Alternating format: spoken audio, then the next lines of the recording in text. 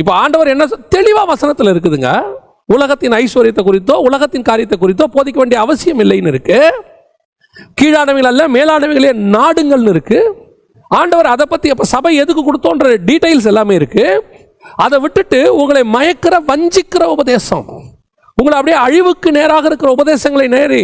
ஏன்னா நியாயப்பிரமாணம் உங்களை எங்க கொண்டு போகாது, உங்களை பூரணப்படுத்தாது. நியாயப்பிரமாணம் எங்க கொண்டு போகாது, பரலோகத்துக்கு கொண்டு போகாது. நியாயப்பிரமாணத்தை ஃபாலோ பண்ணவர்கள் வாக்குத்தத்தம் பண்ணப்பட்டதை அடையாமல் போனார்கள் இருக்கு. அப்ப அந்த உபதேசத்தை உங்களுக்கு கொடுக்கணும். இப்ப ஏன்னா உங்களை பரலோகத்துக்கு போடாம தடுக்கிறதுக்கு வஞ்சனை. இப்படி சொன்னாரோ இதுவும் இவர் சொன்னதாங்க, நியாயப்பிரமாணம் இவர் சொன்னதானே, அதுல உள்ளதானே எடுத்து சொல்றோம் அப்படின்னு சொல்லி நூதனமா போதிச்சு சபையை மோசம் போக்குற ஏசபேலின் உபதேசம். இந்த வஞ்சிக்கிற அந்த சுபாவத்தை நீங்க கண்டுபிடிக்கிறவங்களா இருக்கணும். நீ கடைசி காலத்துல எத்தனை பேர் உங்களுக்கு போதிச்சு இந்த கீழாண்மைகள் மேலாண்மைகளே நாங்க சொல்றானோ, எத்தனை பேர் சொல்றாங்களோ, யார் சொன்னாலும் வெறும் இதை மட்டுமே உங்களுக்கு போதிக்கிறவர்களால் மட்டுமே நீங்கள் உங்களை பாதுகாத்துக் கொள்ள முடியாது. உங்களுக்குள்ள இருக்கிற பரிசுத்த ஆவியானவர் உங்களை பாதுகாக்க வல்லமை உள்ளவராக இருக்கிறார். நீங்க அந்த இன்ட்ரெஸ்டுக்கு வரணும், உங்களை அதுக்கு நீங்க ஒப்பு கொடுக்கணும். யாராவது போதிப்பாங்க, உடனே நீங்க யாராவது ஏதோ ஒரு உபதேசம் சொன்னா அடுத்து என்ன யோசிக்கிறீங்க? உடனே அவரை கேட்கலாமா, இல்ல இந்த ஊழியக்காரரை கேட்கலாமா, இந்த பைபிள் டீச்சரை கேட்கலாமா? அவரை கேட்டதுக்கு சரியான விளக்கம் கிடைக்கும். உங்க எண்ணம் நல்லது. நான் என்ன சொல்றது தெரியுமா, எத்தனை நாளைக்கு நீங்க இப்படிப்பட்டதான பைபிள் டீச்சர்ஸே டிபெண்ட் பண்ணி இருப்பீங்க? இந்த கள்ள உபதேசங்கள் ஒரு காலகட்டம் வரைக்கும் அப்படியே ஸ்ப்ரெட் ஆகும். அடுத்து அவங்க அதை அடுத்த ஜெனரேஷன் கொடுத்துட்டு போயிடுறாங்க. இயேசுக்கு விரோதமான கள்ள உபதேசங்கள் இயேசு காலத்தில் ஆரம்பித்து இன்னைய வரைக்கும் இருக்குது பாருங்களேன். முதலாவது சபைக்கு பார்த்து சொல்லும் போது என்ன சொல்றாரு ஆண்டவர், நான் வெறுக்கிற நிக்கோலாய் மதஸ்தாருடைய உபதேசத்தை நீயும் வெறுக்கிறாய். ஆனா ரெண்டாவது சபைக்கு சொல்லும் போது, மூணாவது சபைக்கு சொல்லும் போது என்ன வசனம் சொல்லுது? நிக்கோலாய் மதஸ்தாருடைய உபதேசத்தை ஃபாலோ பண்றவங்க உங்ககிட்ட இருக்கிறாங்க. அப்ப அந்த உபதேசம் அன்னிலிருந்து அப்படியே கிராஸ் ஆகி அடுத்த மூணாவது சபை வரைக்கும் வந்துருச்சு பாருங்க. அப்ப அந்த கள்ள உபதேசத்தை முதல் சபையின் காலத்தில் எதிர்த்தவங்க மூணாவது சபையின் காலத்திலும் எதிர்க்கிறவங்க இருக்கணும், அஞ்சாவது சபை காலத்தில் எதிர்க்கிறவங்க இருக்கணும், ஏழாவது சபை காலத்தில் இந்த கள்ள உபதேசம் இயேசு வர வரைக்கும் இருக்கும் பூமியில. அப்ப அதை எதிர்க்கிறவர்களும் இயேசு வர வரைக்கும் இருக்கணும். அப்ப நீங்க என்ன எதிர்பார்க்குறீங்க? இந்த பைபிள் டீச்சர்ட்ட கேட்டு நம்ம தெரிஞ்சுக்கலாம். நீங்க தெரிஞ்சுக்கிட்டீங்க, சாஃப்ட் ஆயிடுறீங்க, கரெக்டா பைபிளை பார்த்து சொல்லியிருக்கிறா, அப்ப சரியா தான் இருக்கும், ஓகே ரைட், நீங்க தப்பிச்சிட்டீங்க. ஆனா நீங்க எத்தனை பேரை காப்பாத்தினீங்க? அதான முக்கியம். நீங்கள் அந்த உபதேசத்தை நீங்கள் படிக்கிறவங்களா இருக்கணும். அந்த கள்ள உபதேசம் வரும்போது அதை உணர்கிறவங்களா நீங்க இடத்துக்கு வரணும். அவங்க சொல்லும் போதே நான் உங்களுக்கு சொல்றேன், ஒரு கள்ள உபதேசத்தை ஒருத்தவங்கிட்ட உட்காந்து பேசும்போது அவன் பேச ஆரம்பிக்கும் போதே உனக்குள்ள ஆவியானவன் உணர்த்துவார், அவன் கள்ள உபதேசக்காரன், அவன் பேசுறதுல ஏதோ ஒரு பிரச்சனை இருக்கு, அவன்கிட்ட ஏதோ ஒரு பிரச்சனை இருக்கு அப்படின்னு உணர்த்துவார்.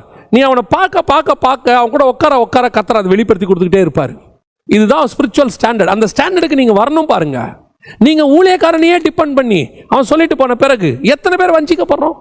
இவ்வளோ 2000 வருஷம் பரிசுத்த ஆவியானவர் ஊற்றப்பட்டாச்சு. இன்னைக்கும் கள்ள உபதேசம் பாருங்க. இப்ப சைனால ஒருத்தன் பிறந்திருக்கிறாரு, கடைசி காலத்திலே கிறிஸ்து மாம்சத்தில் வெளிப்பட்டார், சர்ச் ஆஃப் அல்மைட்டி காட் அப்படின்னு சொல்லி வந்து சைனால ஒரு மாம்சத்தில் இருக்கிறாரு. அந்த வார்த்தை மாம்சமாகி அது இப்ப கடைசி காலத்தில் ஒரு மாம்சத்தில் வந்துட்டாருன்னு சொல்லி அதே வசனங்களை அப்படியே தப்பா போதிச்சு வாட்ஸ்அப்ல குரூப் ஆரம்பிச்சு இன்னைக்கு எத்தனை பேர் அதுல வஞ்சிக்கப்பட்டிருக்கிறாங்க, எத்தனை பேர் போயிட்டாங்க. இன்னைக்கு நிறைய சகோதரர்கள் வாட்ஸ்அப்லையும் நமக்கு மெயிலையும் அனுப்பி, ஐயா இந்த மாதிரி சர்ச் ஆஃப் அல்மைட்டி காட்னு சொல்லி வந்திருக்குது, சைனால ஆரிஜின், சைனால பேன் பண்ணிட்டாங்க, அவங்க அப்படியே பரவி இந்தியாவுக்குள்ள வந்திருக்கிறாங்க, இவ்வளோ பேர் வஞ்சிக்கப்பட்டாங்க. ஏன் வஞ்சிக்கப்படுறாங்க? அவங்க வந்தது சரி, அப்படி ஒரு உபதேசம் கொடுக்கறது சரி, கொடுக்கும் போதே சபைக்கு தெரிய வேண்டாமா? அதை வாசிக்கிறவங்க. அப்ப இன்னும் சபை எப்படி இருக்குது? வஞ்சிக்குவதற்கு ஏதுவான இடத்தில் தான் இருக்கு. ஆண்டவர் சொல்றாரு, வஞ்சியாதபடிக்கு எச்சரிக்கையாயிருங்கள். நானே கிறிஸ்து என்று அநேகர் இன்னைக்கு வரைக்கும் வந்திருக்கிறாங்க. மாம்சத்தில் இயேசு வெளிப்பட்டார்னு இப்ப சைனால ஒரு சர்ச் வந்திருக்குது. தமிழ்நாட்டில் நிறைய பேர் வஞ்சிக்கப்பட்டு பின்னாடி போயிட்டே இருக்கிறாங்க. ஏங்க இயேசு மாம்சத்தில் எப்படிங்க வெளிப்படுவாரு? இது ஒரு சிம்பிள் லாஜிக். ஒரு தடவை மாம்சத்தில் வெளிப்பட்டார், அவர் அதுக்கப்புறம் மேகம் நீங்கள் காணும்படி எப்படி எடுத்துக்கொள்ளப்பட்டாரோ அப்படியே மேகங்கள் மேல் வருவார்னு அப்போஸ்தலர் நடவடிக்கைகள் 1ஆம் அதிகாரத்தில் இருக்குதே. இவ்வளோ தெளிவாக இருக்குது. சகரியா 14 இருக்குது, அவர் ஒலிவமலையின் மேல் வந்து இறங்குவார்னு இருக்குது. சைனால வந்திருக்கிறான்னு சொல்லும் போது கேட்கக்கூடியதான அந்த உணர்வில்லாத இருதயம், அதற்குள்ளே நீங்கள் எப்படி வஞ்சிக்கப்பட்டு போனீர்கள்? இதை படிக்க கூடவா உங்களுக்கு உணர்வு இல்லாமல் போயிருச்சு? இன்னைக்கு கடைசி காலத்தில் இயேசுவின் ரத்தத்தால் சம்பாதிக்கப்பட்ட திருச்சபையை மோசம் போக்குறபடி வஞ்சிக்கிற ஆவி உலாவுது. இன்னைக்கு சபை மேய்ப்பர்கள் தயவு செய்து, அல்லது போதகர்கள், டீச்சர்ஸ், இந்த மாதிரி காரியங்களில் கொஞ்சம் கவனிங்க. கடைசி காலம், ஆடுகள் திருடப்படுகிறது, அநேக கள்ள ஓநாய்கள் உள்ளே புகுந்து கொண்டு இருக்கிறது. கொஞ்ச காலம் இந்த மாதிரி ஆட்கள்லாம் வந்துக்கிட்டே இருந்தாங்க. அதற்கு பிறகு கொஞ்சம் பேர் கொரியாலேருந்து வந்தாங்க. அவங்க வந்து பைபிள் ஸ்டடி எடுக்கிறேன்னு சொல்லி கொஞ்சம் பேரை வஞ்சித்துட்டு போனாங்க. அதற்கு பிறகு கொஞ்சம் பேர் வந்துட்டு ஹீப்ரு வழியாக வந்தாங்க உள்ள, அவங்க வந்து கொஞ்சம் பேரை வஞ்சித்துட்டு போனாங்க. இப்போ சைனாலேருந்து கொஞ்சம் பேர் வந்திருக்கிறாங்க. கமாலியல் சொல்கிறாரு அப்போஸ்தலர் படிகளில், இது தானாய் தோன்றி இருக்குமானால் தானாலே மறந்து போகும். உண்மைதான், தானாக மறைஞ்சிரும். அதுக்குள்ளே எத்தனை ஆடு நாசமாகுது பாருங்களேன், எத்தனை ஆடுகள் ஓநாய்களுக்கு இரையாய் மாறுகிறது. அப்போ உட்காந்து பேசும்போதே உங்களுக்கு உணர்வு வர வேண்டாமா? கர்த்தர் சொல்றாரு, வஞ்சியாதபடிக்கு எச்சரிக்கையாகிருங்க. யார் வந்து எந்த உபதேசம் சொன்னாலும், நீங்கள் படித்த இந்த உபதேசம் உங்களை ஒரு திருச்சபையில், ஆவிக்குரிய திருச்சபையில் சேர்த்து 10 வருஷம் 20 வருஷம் உங்களை வளர்த்து உங்களை கர்த்தருடைய போதனைக்குள்ள வச்சு எவ்வளவு அழகா கொண்டு வந்திருக்கிறாங்க. எப்படி ஒரே நாளில் மாறி போகிறீர்கள்? அதான் பவுல் கேட்கிறாரு, அதற்குள்ளாகவா நீங்கள் மாறி போனீர்கள்? அதற்குள்ளாக உங்களை வஞ்சித்தவன் யார்? அதற்குள்ளாக இந்த சுவிசேஷத்தை விட்டு போவதற்கு உங்களுக்கு எப்படி மனம் வந்ததுன்னு கேட்கிறாரு. இன்னைக்கு அதுதான் கடைசி காலத்தில் நடக்கிற அநியாயம்.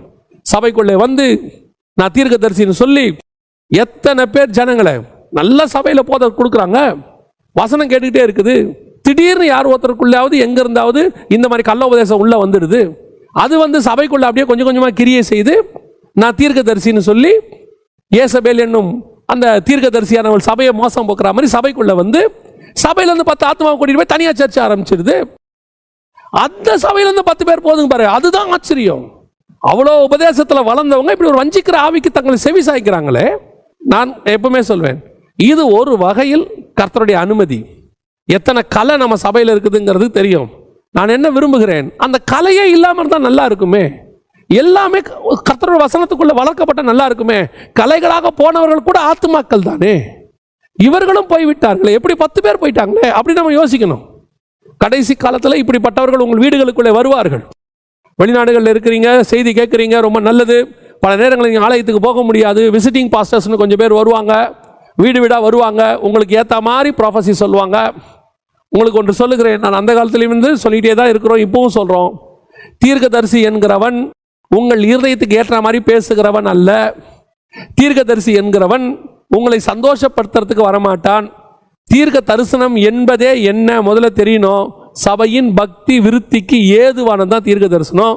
தீர்க்கதரிசி கண்டித்து உணர்த்துகிறது தான் தீர்க்க தரிசனம். அதுக்கு தான் தீர்க்கதரிசி வருவான். உங்கள் வீடுகளில் நீங்கள் என்ன விரும்புகிறீங்க, வந்து உட்காந்த உடனே உங்களுடைய கவலை கஷ்டத்தில் ஃபஸ்ட்டு நீங்கள் கொட்டிடுறீங்க அந்த ஆள்கிட்ட. அதுக்கு ஏற்ற மாதிரி ப்ராஃபஸி நல்லா கவனிச்சுக்கொள்ளுங்க. விசுவாச வார்த்தை பேசுவது வேறு, விசுவாச வார்த்தையை தீர்க்க தரிசனமாய் சொல்லுவது வேறு. சில விசுவாச வார்த்தையை ரொம்ப லாஜிக்காக தீர்க்க தரிசனம் மாதிரி அடிச்சு விடுவான்.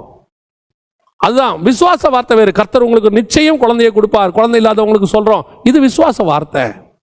இந்த ஆண்டு நிச்சயம், இந்த வருஷத்துக்குள்ள கர்த்தர் உனக்கு இப்படி ஒரு குழந்தையை இப்படி கொடுப்பாருங்கிறது விசுவாச வார்த்தையை தீர்க்க தரிசனமாக அடிச்சு விடுறது. இந்த மாதிரி வஞ்சிக்கிறவங்க எத்தனை பேர் இருக்கிறாங்க? ரொம்ப கேர்ஃபுல்லாக இருந்து கொள்ளுங்க. இன்னைக்கு கடைசி காலத்தில் இப்படி வஞ்சிக்கிற ஏசபேலுடைய உபதேசங்கள் நிறைய, கள்ள உபதேசம் நிறைய வந்துகிட்டே இருக்கு. அதுவும் கடைசி காலத்தில் எவனை விழுங்கலாமோ என்று பிசாசு வகை தேடி சுத்தி திரிகிறான். எல்லாருக்கிட்டையும் போய் மண்டையை கொடுக்கறது, எல்லாருடைய உபதேசத்தை உட்காந்து கேட்டுக்கிட்டு அப்புறம் உட்காந்துக்கிட்டு அதில் கொஞ்ச நாள் வஞ்சிக்கப்படுறது. அதுக்கப்புறம் ஏன்னா அது ஆத்மாவுக்கு ஒத்து வராது பாருங்க, அரோசகமாக இருக்கும். அது ஆத்மாவுக்கு ஒத்து போகாது. சில நேரத்தில் நீங்கள் பார்த்தீங்கன்னு சொன்னால் சிலருடைய ஃபுட்டை நம்ம சாப்பிட போவோம். அது வெஸ்டர்ன் ஃபுட்டோ ஈஸ்டர்ன் ஃபுட்டோ, அது சாப்பிடும்போது கொஞ்சம் நல்லா தான் இருக்கும். ஆனால் நமக்கு, நம்ம ஜீனுக்கு நம்ம சாப்பாடு தான் ஒத்து வரும் பாருங்களேன். கொஞ்ச நாள் கழிச்சு அதுவே நமக்கு போர் அடிக்கும். நீங்கள் யூகேக்கெலாம் போனீங்கன்னா பிரெட் கொடுப்பாங்க, அன்றைக்கி சாப்பிட்றதுக்கு அந்த இடத்துல பீஸா கீஸெல்லாம் நல்லா தான் இருக்கும், கொஞ்சம் அப்படி வெஸ்டர்ன் ஃபுட்டு. ஆனால் போக போக உங்களுக்கு நல்லா தெரியும், இது சரி வராது எனக்கு, அது அவனுக்கு சரி வரும், இது எனக்கு சரி வரும். அதே மாதிரி தான் கர்த்தர் நமக்கென்று ஒரு உபதேசத்தை கொடுத்துருக்கிறாரு. அந்த உபதேசம் தான் அது சரி வரும் பாருங்க. அதை விட்டுட்டு சில கள்ள உபதேசங்கள் சாப்பிடும்போது நல்லா இருக்கிற மாதிரி தெரியும், கொஞ்சம் டிஃப்ரெண்டாக இருக்கிற மாதிரி தெரியும், அதில் கொஞ்சம் நன்மை இருக்கிற மாதிரி இருக்கும். ஆனால் போக போக தான் தெரியும் அது தவறு. நீங்கள் ஆவியில் அதை முதல்ல கொடுக்கும் போதே உணரணும்னு நான் சொல்கிறேன். ஒரு சிலர்லாம் வந்து உட்காரும் போதே தெரியும், ஸ்பிரிட்டில் ஒரு எதிர்ப்பு உண்டாகும். அவங்க பேச ஆரம்பிக்கும் போதே தெரியும் ஒரு எதிர்ப்பு உண்டாகும். அப்பயே சொல்லுவேன், இவர் இந்த பர்சன்ட் ஏதோ ராங் இருக்கு. அவர் 5 நிமிஷம் பேசும்போதே நமக்கு தெளிவாக தெரிஞ்சிடும், இந்த மனுஷன் தப்பான உபதேசத்தில் இருக்கிறார். You must be very careful. கடைசி காலத்தில் வஞ்சிக்கிற ஆவிகள் இப்பொழுது கிரியை செய்ய தொடங்கி இருக்கிறது. இப்போ நிறைய வந்துட்டு இருக்குது. நிறைய பேர் நமக்கு அனுப்பிட்டும் இருக்கிறாங்க. நீங்களும் கேர்ஃபுல்லாக இருங்க. வாட்ஸ்அப்பில் ஒரு குரூப்பில் சர்ச் நடத்துகிறாங்க, ஜாயின் பண்ண சொன்னாங்க. சும்மா தான், ஃப்ரீ தான், ஜாயின் தான் பண்ண சொன்னாங்க. ஜாயின் தான் பண்ணோம். அவங்க நோட்ஸ் அனுப்பி விட்டாங்க.